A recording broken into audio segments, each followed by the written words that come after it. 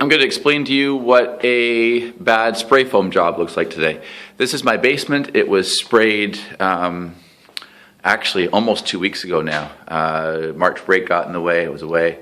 When I came back home, I realized just how bad the job was. I actually managed to catch them before they leave, and I noticed a lot of glaring errors right off the bat. So what I did is I hit all the problem areas with orange paint and asked them to go around and hit the orange paint again. They got some of it, they missed others, and I'm going to show you what a bad spray foam job looks like. Let's go underneath the sunken area here. We'll start there. This looks okay at first glance, but when you go up, you'll see that they didn't actually get, there's big cavities here. You can see right through to the rim joist in some areas. Not big spots. I'll show you worse spots in a bit. But here, if you go around the corner, you can see they never even looked at this. There's the concrete all the way down. They just didn't get in behind that stud. I left this framing out on purpose. I'll get this framed up later. But they got underneath here. They did some things I asked them to do. They got right up underneath the stairs, but they didn't get that concrete. We shouldn't see exposed concrete. If you go over here, you notice I hit this with orange paint. But if you look, you can see the concrete there. If you go up, you can see the rim joist right there. That's the rim joist. I shouldn't be able to see that. Not again, anyways, in my lifetime.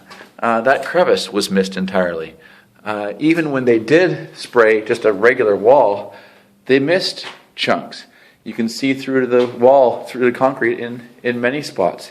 Here, in this little alcove underneath my fireplace upstairs, they missed spraying through this area, and that's concrete that you can see right there, behind there. So that's concrete. If you go up, the rim joists look good, but again, they sprayed them mostly from the ground, it seems. So if you look, and I hit these with orange paint, and they still never got them.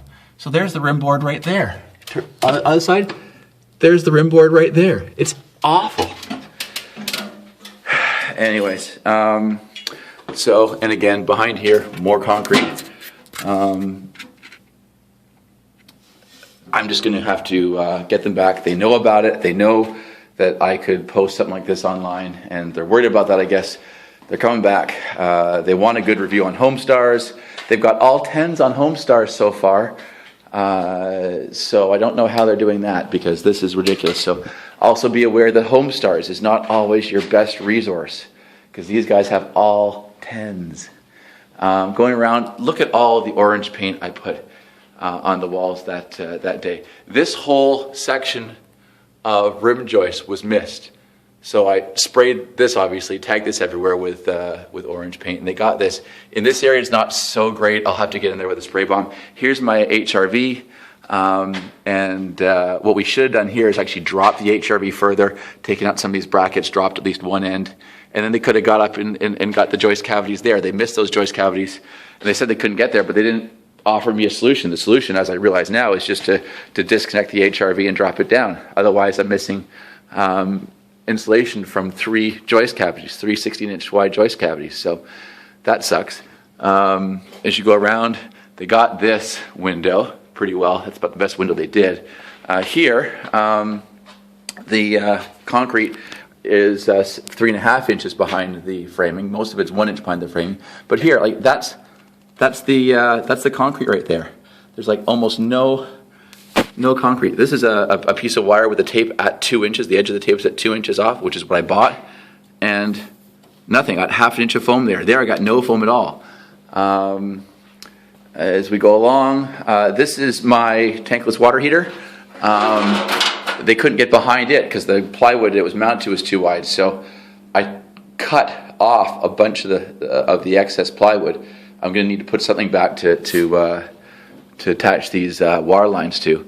But for now, just to get them to spray in behind there to give me a thermal break, I needed to do that. Again, I tagged some of these areas up at the headers, and you can see why they still miss. You can still see through the rim board there.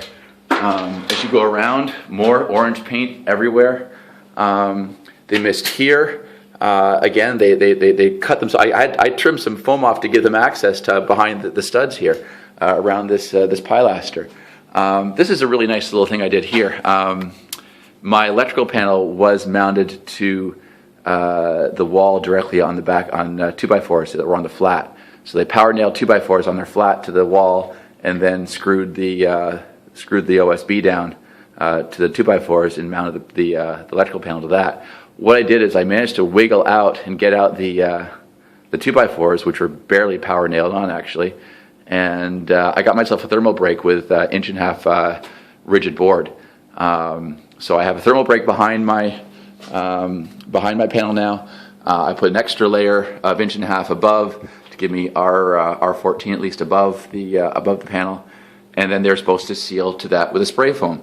But again here, there's the concrete right there. I mean, they never lowered themselves down. There's concrete right there. They didn't get in behind the studs here. I'll have to open up these studs a bit. I'm going to take the saws. I'll take the reciprocating saw and open up some holes in the studs so they can get behind the studs. They're supposed to seal to the rigid, which is right there, and they're off by about 2 inches. As well, the thickness here. This is the wall against the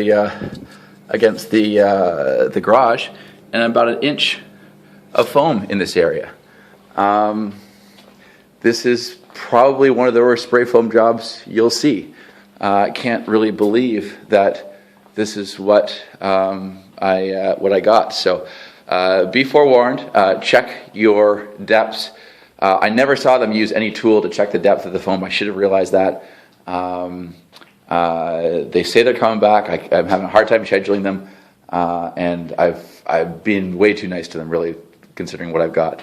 So I'm going to have to start being a bit more of a hard ass. But look, take care. Hopefully your job goes better. I believe in the product. I think the product is a good idea, but you need a good installer. And unfortunately, I didn't get it. Hope you have better luck. Bye.